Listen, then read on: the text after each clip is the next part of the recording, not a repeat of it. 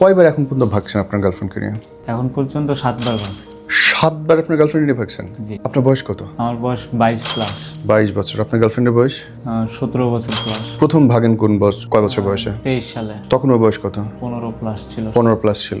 প্রথম কেন বের হয়ে যেতে হলো সেটা বলেন। ও আমাকে ফোন দেয়, তারপরে আমি দেখা করতে যাই, ব্যাগ ট্যাগ নিয়ে সবকিছু প্যাকিং করে চলে আসছে। কেন আসছে, কি লজিক? তো আর বাসায় যাবো না, ওর বাসায় নাকি নির্যাতন করতেছে অনেক। আমাদের বিষয়টা জানাজানি হয়ে গেছে অনেক আগের থেকে, তো আমাদের সম্পর্কটা মেনে নেবে না। আপনারা কয়দিন বাইরে ছিলেন তখন? 2 দিন বাইরে ছিল। আপনার যদি বোন এই বয়সে 15 বছর বয়সে ভেগে যেত, আপনি মাইনে নিতেন? এখন আপনার নামে কতগুলো কেস আছে? টোটালি আমি ঠিক বলতে পারছি না, তবে আমার জানা মতে আমার অ্যাডভোকেট বলছে 2টা রানিং চলতেছে। মাই গশ। আপনার ওয়াইফের জন্য যদি কিছু বলতেছেন। তার জন্য আসলে আমার তেমন কিছু বলার নাই।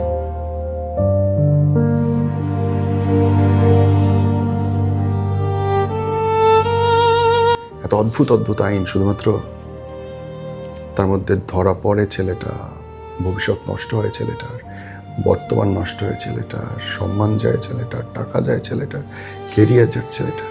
একই অপরাধে দুইজনের। মেয়েদের কিছুই হয় না, ঠিকই সংসার করে অন্য কোথাও, ঠিকই অন্য ঘরে ঘর করে। ছেলেগুলো কাঁদে, কারণ কিছুই থাকে না তার। হয় নিঃসুপ, নয় শব্দ করে, কিন্তু কাঁদে ছেলেরাই।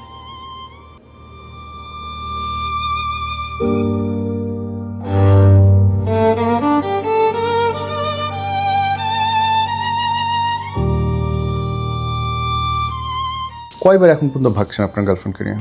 এখন পর্যন্ত 7 বার ভাগছি। 7 বার আপনার গার্লফ্রেন্ড নিয়ে ভাগছেন? জি। আপনার বয়স কত? আমার বয়স 22 প্লাস। 22 বছর। আপনার গার্লফ্রেন্ডের বয়স? 17 বছর প্লাস। প্রথম ভাগেন কয় বছর বয়সে? 23 সালে। তখন ওর বয়স কত? 15 প্লাস ছিল। 15 প্লাস ছিল। ও মাই গড। আপনি কি এইটুকু জানতেন যে এই বয়সে মানুষ নিয়ে ভেগে গেলে কেস হতে পারে? আমি ওর জেনুইন বয়স জানতাম না। ও, আমি ওর জেনুইন বয়স জানতাম না, কারণ ও আমাকে বলতো যে স্কুলে পড়তো, রাজশাহী পিএন স্কুলে, ওইখানে পড়াকালীন ও আমাকে বলতো যে 3 বছর ড্রপ দিয়েছিল, অন্য একটা স্কুলে পড়তো, ওইখান থেকে 3 বছর ড্রপে রাজশাহী পিএন স্কুলে ভর্তি হয়েছিল। এখন যে গল্পটা আপনি শুনছেন এটা এখনো বিচারাধীন। আমরা প্রচার করছি সচেতনতার জন্য, যেরকম সংবাদ মাধ্যমগুলো থেকে আমরা করে থাকি। আর এই মামলাগুলোর বিচারক, মহামান্য বিচারক, তিনি মামলার সত্য মিথ্যা বা কী করা উচিত সে সম্পর্কে নির্দেশনা দিবেন। কিন্তু এই পুরো ঘটনাটা আপনি শুনবেন, জানবেন, শেয়ার করবেন শুধুমাত্র আপনার নিজেদের মানুষদের সতর্ক হওয়ার জন্য, যে কী করলে আসলে কি হতে পারে, যেখান থেকে আমাদের সতর্ক থাকতে হবে। 15 বছরে ওকে নিয়ে ভেগে গেলেন, তাহলে প্রেম হইলো কত বছর বয়সে? অ্যাকচুয়ালি বলতে পারছি না সময়টা, তবে 23-এর কতদিন আগে? 23-এ অক্টোবর মাস ভাগছেন, তাহলে প্রেম হয়েছে কোন বছরে? 22-এর কাছাকাছি। 22-এর কাছাকাছি। কে প্রপোজ করছিল? দুইজনাই আর কি মিলিত হয়ে হয়েছিল, কারণ আমি যে বাসায় একটু ভাড়া থাকতাম, ওইখান থেকে প্রায় অনেক দূর হচ্ছে ওর স্কুল। তো ওইখানে আমার মানে যাতায়াত ছিল ওই জায়গাটাতে, ওদের স্কুলের ওইখানে চলাফেরা করতাম, বন্ধু বান্ধব ছিল, আড্ডা দিতাম। মানে স্কুল গেটে আড্ডা দিতেন? না, স্কুল গেটে না, স্কুলের পাশে যে বাজার থাকতো সন্ধ্যাবেলা বা বিকালবেলার আগে, ওইখানে মানুষজন এমনি নর্মালি স্বাভাবিক আড্ডা দেয়। জি। তো এখানে আমরা বন্ধু বান্ধব সকলে আড্ডা দিতাম, কারণ আমাদের যে কলেজ, আমাদের রাজশাহী সিটি কলেজ পাশেই, বা ওইখানে আমার মানে রিলেটিভ বলেন সবাই ওখানে চলাফেরা করে, ওইখানে যে আড্ডা দিতাম বা সব এলাকাটা পরিচিত হয়ে গিয়েছিল। তো ওইখান থেকে দেখা সাক্ষাৎ আর কি। কিভাবে দেখা, প্রথম দেখা? প্রথম দেখা হয়েছিল, আমি তো ভাবছিলাম হয়তো আমার রিলেটিভ, ও রাস্তা দিয়ে যাচ্ছিল, আর আমি রাস্তার এক পাশ দিয়ে আমি আর আমার ফ্রেন্ড যাচ্ছিলাম। এখন আমার ওই ফ্রেন্ড এখনও আমাকে বলে যে সেদিনই ছিল আমাদের প্রথম দেখা। ও আমাকে নিষেধ করছিল যে যাওয়ার দরকার নাই, হয়তো অন্য কিছু। তো আমি ওই ফ্রেন্ডের কথাই মানে ও একটা বিপদে ছিল, ও আমাকে নিয়ে যাচ্ছিল এক জায়গায়, আমি ওর কথা শুনি নাই। ওকে আমি বলছি যে যেহেতু বারবার দেখতেছে বা ইশারা দিচ্ছে, তো আমি শুনে আসি, হয়তো আমার রিলেটিভ হতে পারে। মানে মেয়েটা আপনাকে ইশারা দিছে? জি। কিভাবে ইশারা দিছে? ইশারা আর কি চোখের মাধ্যমে। কিরকম? বারবার পিছনে ফিরে তাকানো, বা গাড়ি আছে সামনে দাঁড়ায় আছে, গাড়িতে না উঠে ওর বান্ধবীদের যে দাঁড় করায় রেখে ও আমার জন্য দাঁড়ায় থাকে। এক পর্যায়ে যখন আমি আমার ফ্রেন্ডকে রেখে যখন ওর পিছনে যাই গাড়ি নিয়ে, তখন ও যে পিছনে ফিরে দেখে বারবার। তারপর প্রথম দিন ওকে হারাই ফেলি আমি, অনেক দূর যাওয়ার পরে ওকে আর কি খুঁজে পাওয়া যায়নি, প্রথম দিন হারাই ফেলি। জি।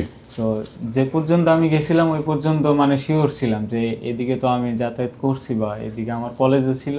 তখন আমি ইন্টারমিডিয়েট শেষ করে রাজশাহী কোর্ট কলেজে পড়তাম। শেষ করে হচ্ছে যে ওই দিক থেকে আর কি বাজারের এই পাশে আসি। তো ওইদিকে আমি ভাবছিলাম হয়তো আমারই রিলেটিভ কেউ হবে বা পরিচিত। তো কয়েকদিন পরে আবার হঠাৎ রাস্তাতেই দেখা। হুম। ও মেবি স্কুল যাচ্ছিল আর আমি একটা মুদিখানার দোকানের সামনে দাঁড়াইছিলাম। ওইখানে দেখি আমি দাঁড়াই থেকে হঠাৎ ও ওই একটা গাড়িতে ছিল, গাড়ি থেকে পিছন দিকে আবার তাকায় দেখে, পার হয়ে গেছে, পিছন দিকে আবার তাকায় দেখতেছে। তো আমি আবার হচ্ছে যে যখন দেখতে পাই, যখন বুঝতে পারি যে না এটাই ওই মেয়ে, তখন আমি আবার পিছনে যাই আবার দেখি ওই স্কুলে নামছে। তা আমার কাছে একটি কি ওই সময়টা হচ্ছে যে মানে ক্যাচ আপ করতে পারি যে এই সময় যাচ্ছে এই সময় আসতেছে। হুম। তো ধীরে ধীরে এইভাবে আর কি দেখা ফলো করতে করতে। হুম। ওকে। প্রেমের প্রস্তাব যখন হইলো, প্রেম যখন হইলো, ভাগার সিদ্ধান্ত কেন নিলেন? পালাই যাওয়ার জন্য প্রস্তুত ছিলাম না। পালাই যাওয়ার জন্য প্রস্তুত ছিলাম না কি জন্য, আমি ওকে সব কিছু বলছিলাম। ও আমাকে মানে বিকালে হঠাৎ মানে আমি বাসার থেকে বের হয়ে বাসাতেই ছিলাম, অ্যাক্সিডেন্ট করছিলাম। তো ওই সময় আমার ওই অ্যাক্সিডেন্টে 2টা ফ্রেন্ড ডেথ হয় আর কি। 2টা ফ্রেন্ড একসাথে ডেথ হয়। আমাদের 3জনের মৃত্যুর খবর হচ্ছে যে প্রচার হয়েছিল, নিউজ মাধ্যমে প্রচার হয়েছিল। ওইখান থেকে আমি আর কি বেঁচে ফিরছি। কিভাবে হয়েছিল এটা? ওইটা অ্যাক্সিডেন্ট হয়েছিল বাইকে? বাইকে। আপনি মাঝে ছিলেন আমি পিছনে ছিলাম সবার। আর সামনে দুজন সামনের 2জন একই বাইকে? একই বাইক। আপনার দুইটা বন্ধু গেছে? 2টা বন্ধু মারা গেছে। ও মাই গড। ওইখান থেকে রিকভারি করার জন্য ফ্যামিলির বাসায় রাখছিল আমাকে। আমি মিরপুর 14-তে হচ্ছে এইখানে হসপিটালে ছিলাম প্রায় 1-2 মাস মতো। এখানে আপনার হাড্ডি ভাঙছিল? জি অনেক কিছু ক্ষতি হয়েছিল। কি কি ভাঙছে আপনার? মেনলি হচ্ছে পায়ের, ডান পায়ের হচ্ছে যে হাড় ভাঙছিল। আচ্ছা। বাকি অনেক ক্ষয়ক্ষতি হয়েছিল, ওইগুলো রিকভারি হতে সময় নেয় নাই, শুধু পাটা একটু রিকভারি হতে সময় নিয়েছিল। আচ্ছা, তারপর? তো ওইটার জন্য হচ্ছে রিকভারির জন্য বেড রেস্টে ছিলাম বাসায়।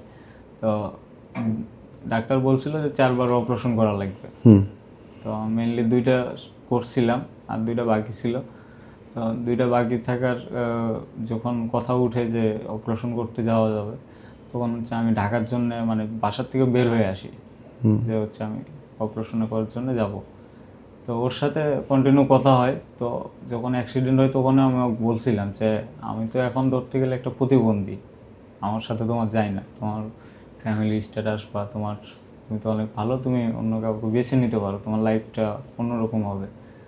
তো ও আমাকে বলছিল যে হাত ধরছিলাম তো ছাড়ার জন্য না, যখন ভালো ছিল তখন তো পাশে ছিলাম, এখন হয়তো একটু সাময়িক সময়ের জন্য তোমার পরিস্থিতি খারাপ, তার জন্য ছেড়ে যাবো এমন তো কোনো কথা না। আমি আসি ছিলাম আর থাকবো সারা জীবন। তখন আপনি কি পেশায় ছিলেন? স্টুডেন্ট পেশায় ছিলাম। বাড়তি কোনো ইনকাম ছিল? বাড়তি ইনকাম বলতে মাঝে মধ্যে টুকটাক ফ্রিল্যান্সিং করতাম, বন্ধু বান্ধবের সাথে অনলাইনে আর কি কোনোভাবে ইনকামের চেষ্টা কি করতাম। কি করতেন অনলাইনে? অনলাইনে আর কি ওই আমাদের যে টাস্কগুলো দেওয়া হতো, ছোটো টাস্কগুলো ওয়ার্কআপ জবে বা হচ্ছে অন্যান্য সাইডে, ওইগুলো কমপ্লিট করতাম। আর রেফারেন্সের আর একটু সুবিধা ছিল আগে, ওইগুলো হচ্ছে অন্যান্য যে অ্যাপসগুলো বাংলাদেশে লঞ্চ করে যে রেফার করে প্রথমে পাবলিশ করার জন্য, ওইগুলো রেফার করে কিছু আর্ন করতাম। জি। আর কয়েকটা বন্ধু বান্ধব বিজনেস করতো, ওদের বিজনেসে আর কি টাকা ইনভেস্ট করতাম। হুম হুম। যেরকম খামার দিত কয়েকটা বন্ধু বান্ধব ছিল রাজশাহী রিয়েল। আপনার ভাই বোন কয়জন? আমাদের ভাই বোন হচ্ছে আমরা 3 ভাই আর 1 বোন। আপনার বাবা কি করেন? বাবা পেশায় হচ্ছে টিচার প্রাইমারি স্কুলের। আর ওর ওর বংশ কি কি করে? ওর বংশে হচ্ছে সেরকম পেশাগতভাবে সেরকম কিছু বলতে পারছি না, তবে ধরতে গেলে এক পর্যায়ে মানে ঠিকাদারির যে কাজ আর কি বলা যায়, হুম হুম। ওইরকম কন্ট্রাক্টর তারা? কন্ডাক্টরের মতোই, যেরকম বালুরঘাটের ম্যানেজার ছিল ওর আব্বু, জি। ওটা হচ্ছে রাজশাহী পেনতুলি বালুরঘাটের ম্যানেজার ছিল। ওকে। তাইলে যখন আপনি পঙ্গু, সেই অবস্থা আপনাকে কেন ফোন করলো আপনাকে নিয়ে ভেগে যাওয়ার জন্য? না ওই সময় থেকে যাওয়ার জন্য মানে বলে নাই, ওই সময়ও আমার সাথেই ছিল, মানে তারপর? কথাবার্তা বলতো। হঠাৎ যখন রাজশাহী অপারেশন করার জন্য বাসার থেকে বের হয় 3য়বারের মতো, তখন ও আমাকে বলতেছে যে তুমি তো অপারেশন করতে যাবা, তো অন্য দিক দিয়ে না গিয়ে হচ্ছে আমার সাথে হচ্ছে রাজশাহী এসে দেখা করে তারপরে তুমি এখান থেকে যেও। নওগাঁ থেকে? হুম। জি। আর আমি হচ্ছে যে যখন বাসার থেকে বেরোই তখন রহনপুরে যে আমার ফ্রেন্ডটা মারা গেছিলো, ওর ফ্যামিলি অনেক মেন্টালি অবস্থা খুব খারাপ ছিল, মাঝে মধ্যে আমাকে ডাকতো, আমি দেখা করতে যেতাম।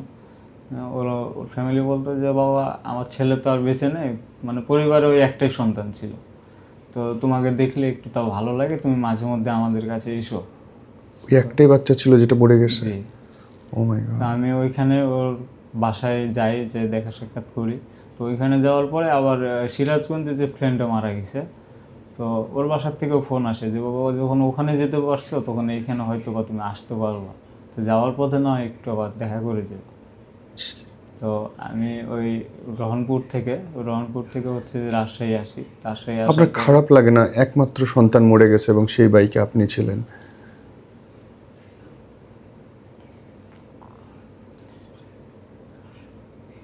কেমন লাগে? আমি ঠিকমতো নর্মালি 6-7 মাস ঘুমাতে পারি নাই। এই মানে খুব কাছের বন্ধু বান্ধব ছিল, মানে অনেক রাত গেছে যে আমি অন্য বাসায় ভাড়া থাকতাম, তো অন্য বাসায় ভাড়া থাকার পরও বাসার মালিক আমাকে বলতো যে "এই বাসায় তো হয়তো বা আপনারা থাকা উচিত না"। আমি বলেছিলাম কেন আঙ্কেল? বলছে আপনি মাসের মধ্যে তো 2-3 দিন থাকেন, আপনি তো সবসময় আপনাদের বন্ধু বান্ধব নিয়ে ঘুরে বেড়ান বা বাইরেই থাকেন, তো ওই 2-3 দিনের জন্য বাসা ভাড়া দিয়ে কী লাভ? সবসময় একসাথেই থাকতাম, চলাফেরা একসাথে ছিল।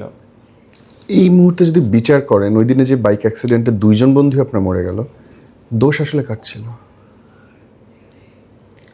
দোষ হচ্ছে আমার আমার জানার মতো যতটুকু সেন্স ছিল আমার, দেখছিলাম যে রাস্তার অপোজিট পাশ থেকে মানে একটা ট্রাক সিস্টেমের একটা গাড়ি আসতেছিল, ওটা হচ্ছে খড়ের আর কি। খড়টা হচ্ছে কি গাড়ির থেকে বাইরে বাড়তি একটা জায়গা নিয়ে রাখতো, মানে এরকম যে বাইরে থাকে, বডির বাইরে? বডির বাইরে জায়গা নিয়ে রাখতো। তো আমাদের পিছনেও আবার একটা হচ্ছে যে যানবাহন ছিল, তো ওইটা আর কি গ্রাম্য ভাষায় ভ্যান বলে। জি। তো ওইটা আমাদের সাথেই যাওয়ার চেষ্টা করতেছিল, আর আমরা পড়ে গেছিলাম মিডিলে। হ্যাঁ। তো আমার বন্ধু হয়তো আমার যতটুকু মানে ধারণা, হয়তো ওর মনে হয় ও একটা ভালো বাইকার ছিল বা ভালো চালাতে পারতো, কন্ট্রোল ভালো ছিল, তো ও হয়তো ভাবছিল যে আমি মিডিল দিয়ে পার হয়ে যাব, সমস্যা হবে না। মানে ভ্যানটা কি এই পাশে ছিল না পেছনে ছিল? ভ্যানটা ছিল আমাদের বাম পাশে চলে আসছিল, পিছনে ছিল বাম পাশে চলে আসছিল, হ্যাঁ। আর অপোজিট পাশ থেকে হচ্ছে যে ওই ট্রাকটা আসছিল। এখান থেকে? জি। হ্যাঁ।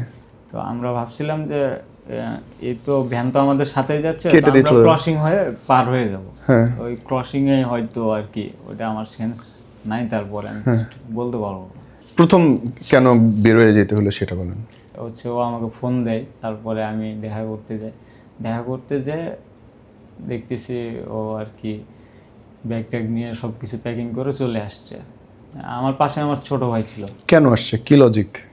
লজিক হচ্ছে ও আর বাসায় যাবে না, ওর বাসায় নাকি নির্যাতন করতেছে অনেক। আমাদের বিষয়টা জানাজানি হয়ে গেছে অনেক আগের থেকে, তো আমাদের সম্পর্কটা মেনে নেবে না, ঝামেলা করতেছে ওর সাথে। তো তারপরে গিয়ে উঠলা কই ওকে নিয়ে? বুঝালাম, ওইখানেই অনেক অনেক আমার পরিচিত ছিল ওর এলাকার বড় ভাই ছিল বা আরও সবাই বন্ধু বান্ধব ছিল, ওদেরকে সবাইকে নিয়ে বুঝালাম যে দেখো এই সময় যদি আমি তোমাকে নিয়ে যাই তো ক্ষতি হয়তো তোমারও হবে, ক্ষতি আমার বেশি হবে, তোমার একটু মানে জানাশোনা হবে, তোমার পরিবারের একটা মান সম্মান যাবে। এটা বুঝাইছেন আপনি? জি। আর সব থেকে বড় ক্ষতি হবে যে আমার লাইফটা নষ্ট হয়ে যাবে, ট্রু। আমি আর কিছু করতে পারবো না। সে কি বুঝছিল না বুঝে নেই? সে একটাই কথা বলছিল যে আমি ঠিক থাকলে তোমার কিছুই হবে না কোনোদিন, আর আমাকে যথেষ্ট আমার ফ্যামিলি ভালোবাসে, আমি জানি আজ হোক কাল হোক তারা মেনে নেবে আমার। আপনারা কয়দিন বাইরে ছিলেন তখন? একবার পালাই যাওয়ার 2 দিন বাইরে ছিলাম, তারপরে হচ্ছে আমার ফ্যামিলি জিনিসটা মেনে নেয় নাই, কারণ আমি ডিরেক্টলি বাসায় গেছিলাম। তারপরে ওরা ওর বাসায় দিয়ে আসছে? আমি ডিরেক্ট বাসায় গেছি, বাসায় যাওয়ার পরে হচ্ছে আমার ফ্যামিলি যখন মেনে না নিছে, জি। তখন আমার ফ্যামিলি মানে কৌশলগতভাবে হচ্ছে আমার ওয়াইফের কাছ থেকে, মানে আমি যখন বাসায় নিয়ে যাই তার আগে হচ্ছে আমরা বিয়ে করছি। বিয়ে করে ফেলছিলেন? জি, বিয়ে করে ইসলাম শরীয়ত অনুযায়ী বিয়ে করে তারপরে আমরা কোনো কাগজে না? কাগজ কলমে না, কারণ ওই সময় বয়স হয়নি তো? চাচা একটু মানে প্রভাবশালী ছিল প্রচুর রাজশাহীর ভিতরে, জি। সবাই চিনতো ওনাকে, বা ওনাদের ফ্যামিলিকে প্রায় সবাই চিনতো। তো কেউ ভয়ে ওইভাবে আর কি বিয়ে শুধু হুজুর দিয়ে বিয়ে করাইছিল? জি, শুধু হুজুর দিয়ে আর কি বিয়ে। আপনাদের বাসর হয়েছে? জি। তারপরে দিয়ে আসলো 2 দিন পরে আব্বা? না, তারপরে বাসায় গেছি ডিরেক্ট। ওই সময় জানাজানি হওয়ার পরে আমার ফ্যামিলি থেকে ফোন দিয়ে ওর ফ্যামিলিকে ডাক দেয় যে আপনারা আসেন, একটা যেহেতু এরকম কিছু একটা ঘটছে, আপনারা এসে জিনিসটা দেখেন কি করা যায়। তো এখান থেকে ওনারা মানে ফ্যামিলিগতভাবে না গিয়ে ওনারা হচ্ছে পুলিশ টুলিশ সব সহ আর কি যায়, যে পুরা এলাকায় একটা ঘেরাও করে মানে একটা সমাজের মধ্যে বসেছিল, কারণ আমাদের ওইদিকে মানুষজন সবাই জানাজানি হয়ে গেছিলো, পুরো গ্রাম এক জায়গাতে হয়েছিল। তো এখান থেকে আর কি যখন দেখছে যে পুরো অনেক মানুষজন জনগণ, তখন সবার সামনে দিয়ে তো কোনো কিছু করতে পারে নাই, জাস্ট এটুকু বলছে যে এখান থেকে এটুকুই শেষ, আর কিছু হবে না, আমরা মেয়েকে নিয়ে যাচ্ছি। তারপরে? তো আমরা তো আর ওই সময় ওদের কথাই বিশ্বাস করছিলাম, কিছু মনে করছিলাম না, কিন্তু ওই সময় ওনারা মামলা শুরু করে দিছে, মামলা করা ডিটেলস ওইখান থেকে গ্রামে যাওয়ার পরে। আপনাকে কি জেলে যাইতে হয়েছে? জি, আমাকে জেলে যাওয়া লাগছিল একবার, আর বাকি যে কয়েকবার চেষ্টা করছিল ওনারা জেলে দেওয়ার, আমি হয়তো বা আল্লাহর রহমতে নির্দোষ ছিলাম, যার কারণে আর আমার ওয়াইফও হচ্ছে যে জবানবন্দি সঠিক দিছিল যে আমার কোনো দোষ নাই। এখন আপনার ওয়াইফের বয়স কত? এখন আমার ওয়াইফের বয়স হচ্ছে 17 বছর 10 মাস 9 দিন। মানে আর 2 মাস পরে সে 18 হবে? 18+। এবং তখন সে সিদ্ধান্ত নিতে পারবে আসবে কিনা আপনার কাছে? জি। লাস্ট কথা হয়েছে কবে আপনার ওয়াইফের সাথে আপনার? লাস্ট কথা হয়েছে প্রায় কিছুদিন আগে, বেশ কিছু মানে 10-15 দিন মতো হবে। আপনার সঙ্গে কি তার রেগুলার কথাবার্তা হওয়ার সুযোগ নেই? রেগুলার কথাবার্তা হওয়ার কোনো মানে চান্স নাই, কারণ ওর ফ্যামিলি কখনোই চায় না যে ও আমার সাথে কন্ট্যাক্ট করুক, ওকে বাসায় বন্দি করে রাখে, ওর স্কুল যাতায়াতও বন্ধ করে দিছে, কিন্তু কোর্টে বলে যে আমার মেয়ের ভবিষ্যতের জন্য ওকে স্কুল যাতায়াত করার জন্য আমাদের কাছে দেন। ওর মেয়ে যখন ওদের কাছ থেকে না যেতে চায় তখন ওকে কোর্ট থেকে সেফ কাস্টডিতে দেওয়া হয়। সেফ কাস্টডিতে? জি, ওই সেফ কাস্টডিতে তো প্রায় 2-3 বার ছিল আমার জন্য, মানে আমাকে বাঁচানোর জন্য, যে যখন দেখতেছে যে না ও যদি সেফ কাস্টডিতে না যায় তাহলে হয়তো বা আমাকে জেলে যেতে হতে পারে। এখন আপনার নামে কতগুলো কেস আছে? এখন আমার নামে টোটালি আমি ঠিক বলতে পারছি না, তবে আমার জানা মতে আমার অ্যাডভোকেট বলছে 2টা রানিং চলতেছে। মাই গশ। এবং এই যে বারে বারে ভেগে আসতেছে, তারপরেও কি তাদের মায়া হয় না যে মেয়েকে দিয়ে দিই? আমি ইভেন রেগুলার বিষয় নিয়ে আমি 2-3 আমি যে ওনারা বলছে যে বেকার বা কিছু করি না, তো আমি এবার অন্তত চেষ্টা করছিলাম যে আমি যদি কিছু একটা করি তাহলে, বা মানে সমাজের দিক দিয়ে যদি কিছু করি হয়তো বা তারা মেনে নেবে। স্বাভাবিক। তো আমি একটা বিজনেস শুরু করলাম, যেরকম হচ্ছে পুকুরে মাছ চাষ করা। 2-3টা পুকুর নিয়েছিলাম লিজে, মাছ চাষ করা শুরু করছি, নিজে দেখাশোনা করতাম। তারপরে বড় ভাই বা আদার্স সবাইকে জানাজানি করার পরে ওনারা বলছিল যে একটা চাকরি আছে, করা যায় কি না। আমি বলছি কেমন একটু দেখেন তাহলে। তো এইখান থেকে আমি আর কি জবে ঢুকলাম, মার্কেটিংয়ে, সেলস অফিসার হিসাবে। তো মান্থলি স্যালারি 25-27 এরকম আসতো।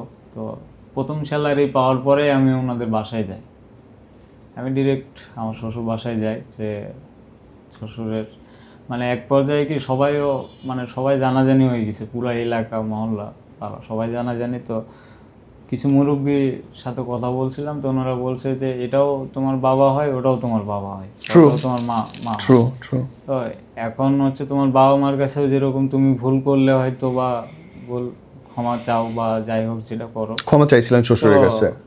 তুমি একটাবার চেষ্টা করে দেখতে পারো, তাদের কাছ থেকে ফিডব্যাক কি আসে? ধরে হোক বা ক্ষমা চাইতে পারো, দেখতে পারো তারা কি কি করে। কারণ কি করছে তারা? তারা বলছে কিছু আপনি মাপ চাওয়ার পর? তো আমি এক পর্যায়ে বেতন তোলার পরে সাথে সাথে ওনাদের বাসায় যাই। তো পাহাড় পর্যন্ত ধরছিলাম যে আঙ্কেল হয়তো বা আমারই ভুল, আপনার মেয়েদের ভুল না, আমারই ভুল, বা যাই হোক ভুল করছি আমরা দুইজনে, কিন্তু এভাবে তো আমাদের শাস্তি দেওয়াটা তো আপনাদের ঠিক হচ্ছে না, কারণ আপনারাও তো ভুল করছেন এখন। আর আপনারা যেটা চাচ্ছেন সেটার জন্য তো আমাকে সময় দেন, আমাকে এটুকু বলেন যে আপনারা কী চান, যে এইটা করলে আমি তোমার কাছে আমার মেয়েকে তুলে দেবো তোমার হাতে। আমি সেটা করার চেষ্টা করবো, আর যদি না পারি আমি নিজের থেকে সরে আসবো। তখন কি বলছে তারা? তো উনি বলছে আচ্ছা ঠিক আছে, আমি তোমার সাথে কথা বলছি, চলো বাইরে চলো। তো বাসার থেকে আমাকে বাইরে নিয়ে আসে টি স্টলে নিয়ে যায়। টি স্টলে নিয়ে যাওয়ার পরে চা খাওয়ার পরে বলে যে আচ্ছা তুমি কোন কোম্পানিতে চাকরি করো, তোমার স্যালারি কত, ইভেন সব কিছু খোঁজ খবর নেই। তা আমি অনেক বলছিলাম যে আঙ্কেল, অনেক মানুষের তো কথাবার্তা শুনছেন আমার বিষয়ে, অনেক খারাপ কোনো রিপোর্ট দেয় বা অনেক কিছুই বলে। তো আপনি যদি চান তো নিজ দায়িত্ব একটু যদি খোঁজ খবর নিতেন, তাহলে সত্যতা হয়তো বা আপনি জানতে পারতেন।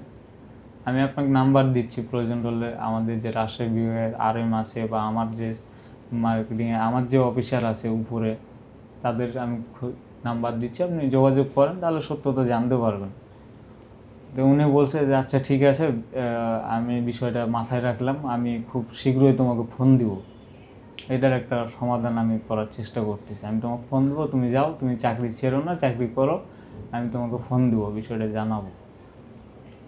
তো তারপরে দেখি যে বেশ কিছুদিন চলে যায়, 1-2 মাস চলে যায়, উনি কোনোভাবে কন্ট্যাক্ট করে না। তারপরে আমি আসি, আমি এসে আবার ওই একই পর্যায়ে পা হাত ধরে বলি যে আঙ্কেল। তারপরে মন গলে নাই তাদের? তারপরেও উনি মানে এখন কি চাকরি আপনি করেন? এখন বর্তমানে এই মাস থেকে আমি আর কি চাকরি করি না, আমি চাকরি রিজাইনও দিই না, আমি চলে আসছি। কেন? আমার মানে একটা মানসিক প্রেশারের মধ্যে বলতে কি, মানে আমি চাচ্ছিলাম যে হয়তোবা কিছু করলে ওনারা হয়তোবা আমাকে ওনার মেয়েকে তুলে দিবে, কিন্তু আমি যা দেখতেছি যে ওনারা তো তার উল্টো দিকে যাচ্ছে। তাইলে চাকরি না করলে তুলে দেবে? তো চাকরি করলেও কি না করলেও কি, তারা তো আমাকে মেয়ে দিচ্ছে না। চাকরি কি শুধু বউয়ের জন্য? আপনার নিজের খাওয়া দাওয়ার জন্য লাগবে না?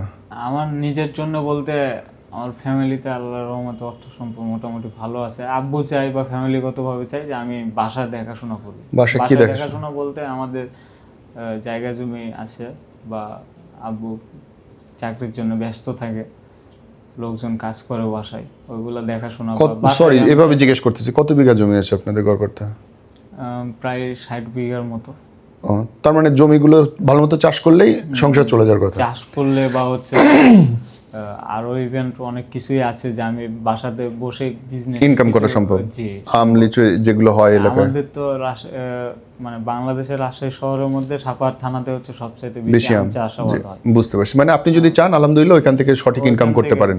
আব্বু অনেক কিছু অনেকভাবে আমাকে বলছে ইনকাম সোর্সের জন্য। আলহামদুলিল্লাহ। আপনি আমাকে একটা প্রশ্ন উত্তর দেন ভাইয়া, আপনি বয়সে অনেক ছোট আমার, যে যখন আপনি এই যে ধরেন একটার পর একবার সে আসতেছে নানানভাবে বের হয়ে চেষ্টা করতেছে, আপনার কি মনে হয় যে আপনার যদি বোন এই বয়সে 15 বছর বয়সে ভেগে যেত, আপনি মাইনে নিতেন?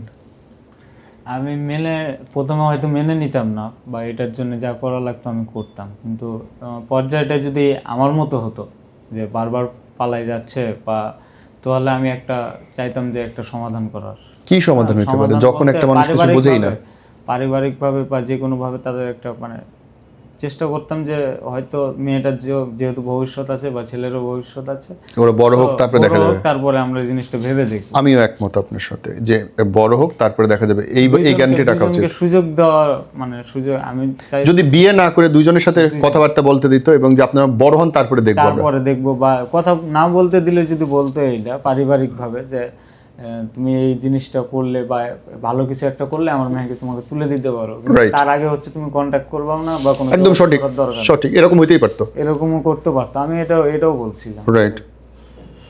এখন বেগে টেগে না গিয়ে বড় হও, পড়ালেখা শেষ করে ব্যবসা বাণিজ্য করো, তারপরে বিয়ের বয়স হোক, তারপরে আমরা চিন্তা ভাবনা করি। সঠিক ফাইন। যেহেতু আপনার বউয়ের সঙ্গে কথা হয় না, যদি আপনি এই ক্যামেরায় কিছু বলতে চান এবং একই সঙ্গে বলবেন আপনার জীবন থেকে মানুষ কি শিখতে পারে? আমার জীবন থেকে শিক্ষা নেওয়ার বলতে আমি জনগণকে বলতে চাই যে আমি যে ভুল কাজ করছি বা এটা আইনগত যে অপরাধ আর কি, আমি চাই যে এই পথে যেন কেউ না পা বাড়ায়। কারণ সর্বশেষে দেখা যায় যে ছেলের জীবনটাই পুরোপুরি নষ্ট, মেয়েদের কিছু হয় না, মেয়েদের কিছুই হয় না। বাংলাদেশে মেয়েরা যত অপরাধী করেও কিছু হয় না, কিন্তু ছেলেদের পুরোপুরি জীবনটাই শেষ হয়ে একদম ধ্বংস। এখন এই সিচুয়েশনে এই অবস্থায় এসে আমার আর কিছু করার নাই, না আমি ফ্যামিলির সাথে সেইভাবে চলাফেরা করতে পারি, যোগাযোগ Right. করতে পারি, রাইট। না ফ্যামিলি আমাকে বিশ্বাস করে বা ফ্যামিলিকে আমি কোনো কিছু বললে বিশ্বাস করে, এরকম কোনো কিছুই না, বা তাদের সাথে আমার কোনো কমিউনিকেশন নাই। সর্বশেষে আমি এখন একা, আমার আশেপাশে চলাফেরার কেউ নাই সেরকম। আহা, এই বয়সে আপনার ওয়াইফের জন্য যদি কিছু বলতে চান। তার জন্য আসলে আমার তেমন কিছু বলার নাই, কারণ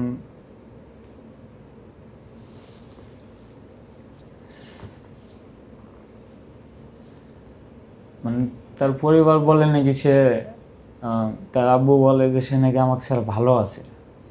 মানে এখন, মানে বেশ কিছুদিন আগের কথা হয়েছে, তো তার আব্বু বলতেছে যে এগুলা নিয়ে তো আমরা আর কথা বলতে চাই না, কারণ আমার মেয়ে তো তোমাকে ছাড়া ভালোই আছে, ভালোই চলতেছে।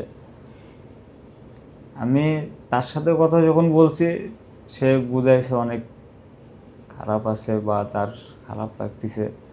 ফ্যামিলিগতভাবে যখন সে ফ্যামিলিকে না বুঝাতে পারছে যে সে খারাপ আছে আমাকে ছাড়া, তাকে তো আমার বলার আর কিছু নাই, কারণ তার ফ্যামিলির কাছে সে ভালো, সে ভালোভাবে চলাফেরা করতে পারে। আমি তো পারি না, আর না আমার ফ্যামিলির সাথে আমি সেভাবে চলাফেরা করতে পারি না। লাস্ট এই ঈদের দিন, রমজানের ঈদ, বাসায়ও সেভাবে চলাফেরা করি না, বাসায় মানে যাচ্ছিলাম না, তো কেন জানি হঠাৎ রাত্রেবেলা আমার একটু ফ্রেন্ড, ক্লোজ ফ্রেন্ড, ছোটোর থেকে বড় হয়েছে, তো আমাকে বলতেছে যে তুই যদি বাসায় না যাস তাহলে আমিও বাসায় যাব না, অন্তত ঈদের নামাজটা দুইজন একসাথে পড়বো, তুই আবার চলে আসিস, তো বাসায় যাওয়া লাগবে না।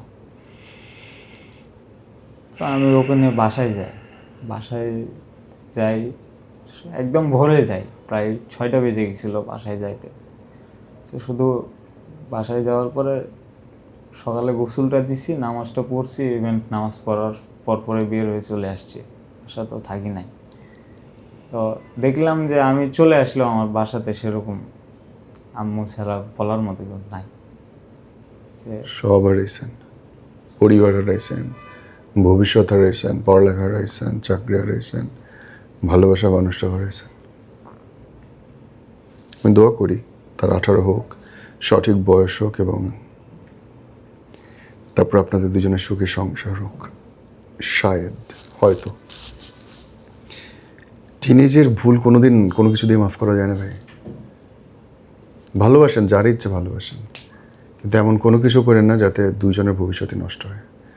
But sorry for my language, বাংলাদেশে এত অদ্ভুত অদ্ভুত আইন, শুধুমাত্র তার মধ্যে ধরা পড়ে ছেলেটা, ভবিষ্যৎ নষ্ট হয় ছেলেটার, বর্তমান নষ্ট হয় ছেলেটার, সম্মান যায় ছেলেটার, টাকা যায় ছেলেটার, কেরিয়ার যায় ছেলেটার। একই অপরাধে দুইজনের, মেয়েদের কিছুই হয় না, ঠিকই সংসার করে অন্য কোথাও, ঠিকই অন্য ঘরে ঘর করে, ছেলেগুলো কাঁদে, কারণ কিছুই থাকে না তাদের, হয় নিঃসুপ না শব্দ করে, তো কাঁদে ছেলেরাই।